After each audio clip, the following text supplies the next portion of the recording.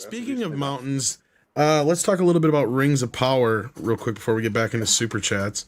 My review of last week's Rings of Power, nobody got to hear it yet. Oh, we want it so badly. Go ahead. The mountain reminded me, in my review of Rings of Power last week, Captain Kirk climbed a mountain, and then he found out that Spock has a brother, and they went and found God. That's my review of last week's episode. Yeah. So, yeah, in other words, Tom did not see... Nope. I watched Star Trek 5 instead. Power, and that was a much better choice. Tom, before we move on, what's your review of this week's episode? A couple of stupid kids decided to spend the night in a fun house, and Toby Hooper scared the shit out of them for about a half hour. It was called Fun House. Oh, there you go. There was a grotesque Jason-looking monster kid guy that's chasing him around. It wasn't too bad. Well, I'm sure it was better than the. It was better than Rings of Power. Which is what the rest of us saw. So, for the rest of you... Should we start with script, Doctor? Did you watch it? I'm sorry, I just came back. Oh, Rings of Power. We're talking about the last couple episodes. No, I refuse. Okay, I thought I was going to say I didn't think you were watching it. So, let's start with you ladies first then, I guess. Yes. It feels... I did watch the latest... Can you begin with the because I have seen it, and I didn't mean to interrupt, but I have seen it, and I feel I need a summary of what the hell it was about and what we're actually witnessing. Can you begin with giving a summary of the episode? Just give like a story summary. Well, it's a bit confusing, Andre, because we kind of pick up where someone, I guess, had been captured or something to that degree. And we're still trying to figure out where the lead actress, she's in this city and, she sees this vision and what's going to happen with that. But it doesn't feel like the story progressed very much because in the previous episode, one of the other characters was supposed to go and see the doors to get this special forge, I guess, in order to make this ring that he wants to make or whatever he's doing. And that storyline doesn't seem to have gone much farther. We've also found out that the elves are kind of being forced to build tunnels, or people are being forced to build tunnels, which doesn't seem like what the orcs would do because they normally do their own work. So, gloom is coming for everyone. So basically winter is coming to Middle Earth. Winter is coming. And then we also found out that the queen, I guess, of that city is going to ask for volunteers to go with her on a voyage. And, a whole bunch of people are raising their hands. And I don't know. It was okay. It wasn't the most exciting episode I've ever seen. I just have to interrupt and just say for everyone listening, whether you have seen it or not, this is actually a really succinct, clear description of the story. If you are left confused, wondering, what the hell is she talking about? Then you can rest assured that after watching it, we were also thinking, what the hell did I just watch? Mr. Chato, before you give your opinions, can you please try to summarize what we saw in this episode? What are the plot lines? What's going on here? So I would say that the main thing that took place in this episode was laying the groundwork for more mystery boxes. It's more like the kids putting the breadcrumbs out to find their way back out of the forest. Hansel and Gretel, was that what it was? I got to correct you 1 second though, Paul. In this time and age, they're not called mystery boxes. They're called mystery chests. Sorry, mystery chests. And my chest is a mystery. Just so you know. My goodness. No, we've seen it a couple times. That's true. You have. And it's not a mystery anymore. And that was it for me. I mean, Galadriel and the other woman, Muriel, stood around talking to each other. And they Like, were having no visions. They for were women. dreaming or something about Yes. water and rivers and Yes. Well, there was the thing where the one Muriel dreamt of, when the leaves fall off the white tree, then bad things will happen. And so she had to go and retrieve a Galadriel who she sent off on a boat. And a lot of water is coming their way. A lot of water is coming their way, and not Soda Stream. And so then now they've decided that they were going to help and fight in what is it, the Southlands? Yes, Yeah. she's got them to rally behind her because they used to follow the elven ways, and now she's persuaded them to her cause. And then you have something with her dad wanted that before, but the people hate the elves or something. Right. And the boring woman who's dating the dark elf, her son Yes. clearly has been bitten by Sauron's bite and will come back bad later. We now know he's going to be He's messed up. Bad seed. And it seems like Sauron's minions are in hiding just from that one guy who suddenly showed up out of nowhere and said, I know what you've got. You've got my Skittles. and so that actually I thought was pretty good. But right now the show is just setting down one mystery chest after another, and there isn't like an interim fight. Something that two clans that are just bashing heads that create some kind of drama for the moment that lets you put all these other threads on top of it. It's like a boring video game. Yeah, I agree with Darren Hughes. Like he's hearing blah blah blah, and there's a reason you're hearing that, because I have to say, what the hell is wrong with writers these days? I mean, Marvel has shit writers, but they have better writers than these two incompetents who have written this utter and total dreck. I agree with the reviews that said that, whoa, they spent $1 billion on sets and on backgrounds and on CGI, and some pocket change on the actual writing, because this is none of us are able to, like, in short terms, say what the thing is actually about. And I noticed that when the reviewers, the professional media reviewers, whether the reviews were positive or not one single reviewer was able to recount 2 episodes in what the hell the story actually is and what's actually happening on screen. And now 4 episodes in, I still don't know what the hell is going on.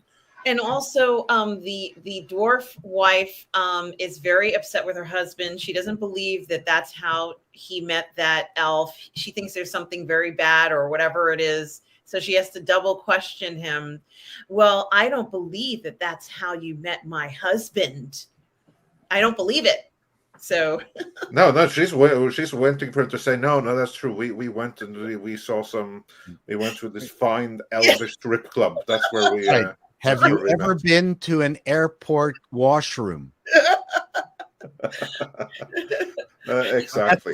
That's where American senators go. Sorry. Yeah. No, I caught the reference. I wouldn't be surprised, but it's script. You've heard us now try to retell what the story is. As a writer, are you impressed? No. I mean, I'm impressed with its incompetence, but this is so incompetent. Like, it's so bad. It's so stupid. It's frankly shocking. It's shocking that there can be no quality control, that much money can be spent on these kind of scripts. I was able to pick up one theme. In this episode, I picked up one theme in the subtext, which is more than I have picked up in any other thing. There was a subtext of handing things over to the next generation, because you had like this vision from the Queen of Atlantis, or the functioning Queen of Atlantis, which is like imagining giving the future to the children, and then the water comes and drowns Atlantis. And meanwhile, she's the one struggling with the inheritance from her father, and then you have like the King Dwarf's relationship with his father.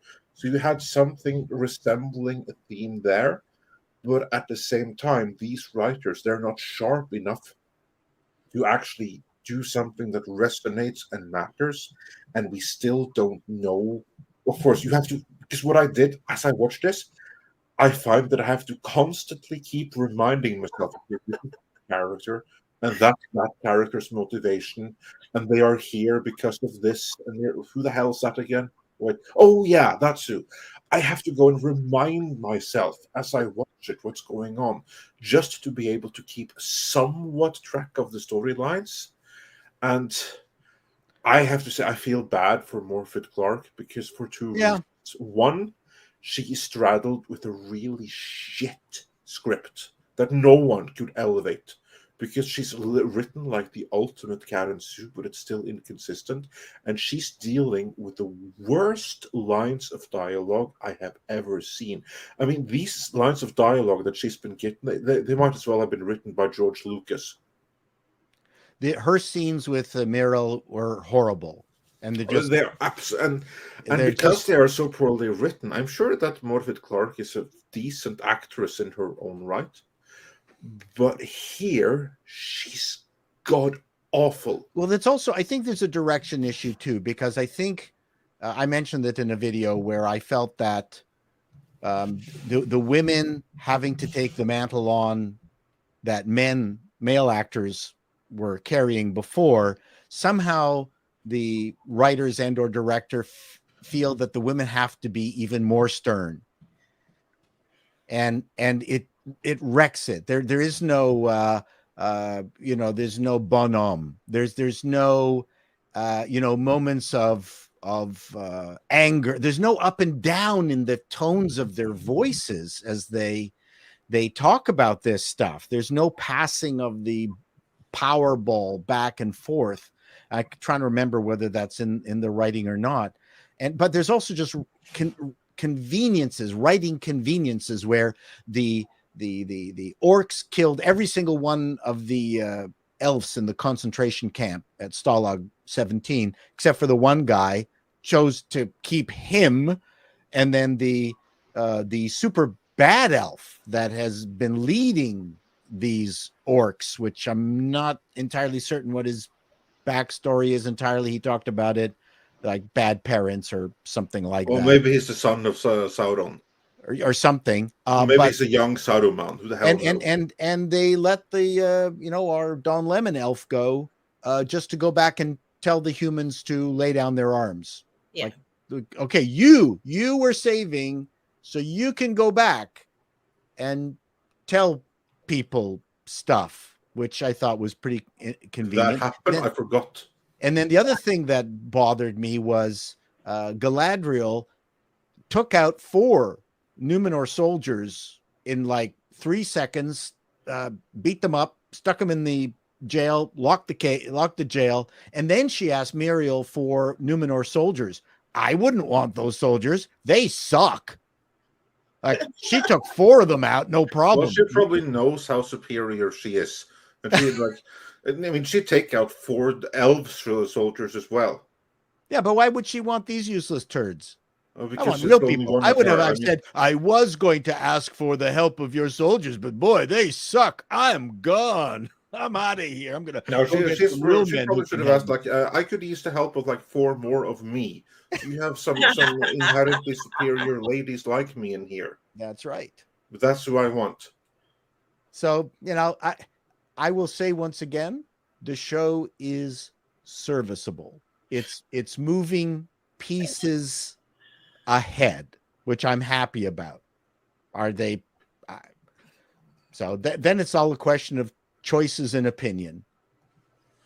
Yeah, they are moving. You can say that they're moving pieces ahead, but is this a chess player that knows what he's doing, or is it just some kid that's playing around with a Well, ball? that's a good point. Yeah, that's kind of like what I'm thinking. Even in the Lord of the Rings books, there's a sense of urgency, which is that you need to destroy this ring. And even though it does take Frodo a very long time to do that, and he has to think upon it and ponder on it and whatnot, it's still that looming threat that's there. And here we have a show Within the first 2 episodes, I didn't understand or care about any of the dynamic of relationships that were being presented, and that should be the thing you achieve within the first 10 minutes of anything that you produce.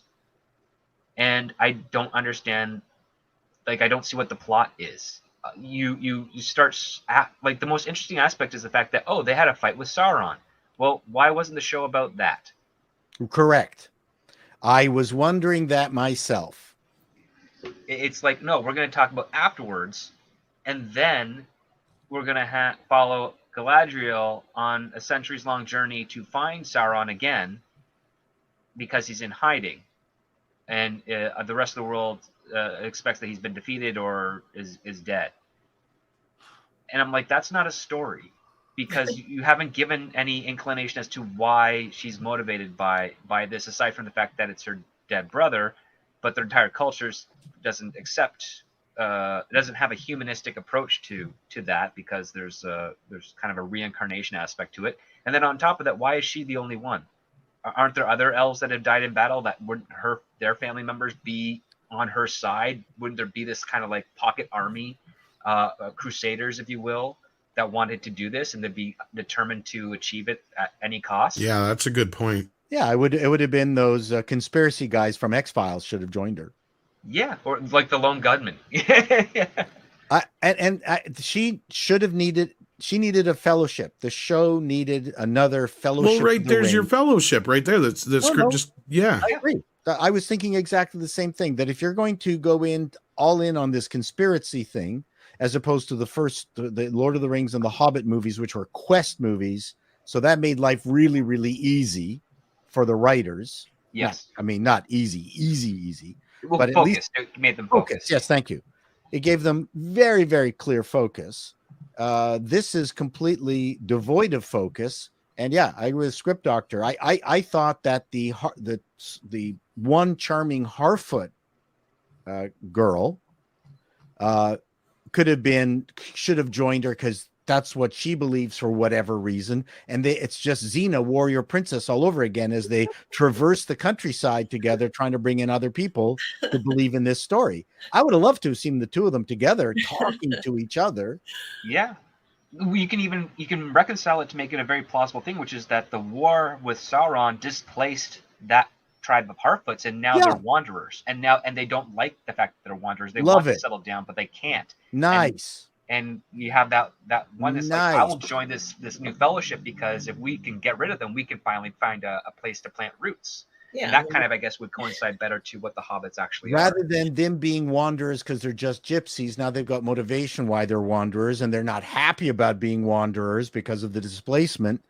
Yeah, I think that's fantastic. And the reason for me suggesting that they combine that one Harfoot with Galadriel is that in all of Tolkien's books, the heroes are always the unexpected ones. Yes. That's a charming aspect of all of his writing. So you still have Galadriel as the main crazy person, but you've got a heroic Harfoot with her. I think that Galadriel would essentially be like a shadow mentor of her. Like, she wouldn't realize that her actions are actually teaching that Harfoot what it means to be a warrior and a hero. And when push comes to shove and that character has to rise up, they're able to do so because of all the experiences we've followed through that series. That's kind of, that's what happens with Frodo. Like, when he has to, when he's willing to throw himself to the molten pit with Gollum, but manages to find another way. Like, there's just those aspects of heroism, because it's the underdog hero, the unlikely hero, anyone can rise up if they just persevere. You take that one son who's now been scarred by Sauron's symbol. Mm-hmm. He is drawn to go to the Southlands because of it, and he doesn't know why. And he joins the group and maybe turns into a traitor later. Yeah. And then you can show, like, that's the next step of the magic of Sauron, is that he can manipulate people through his brand. That's a fun thing to do, because what happens if they get into a a fight with one of Sauron's agents that they're unaware of that is Sauron's agent, and that agent is branding all of their enemies. And then the Fellowship's now compromised because there's some that are staying there for information, others that are compelled to leave and join in the other army that's going to be marching on maybe Numenor or some other land mass that's important. I would watch that. Yeah.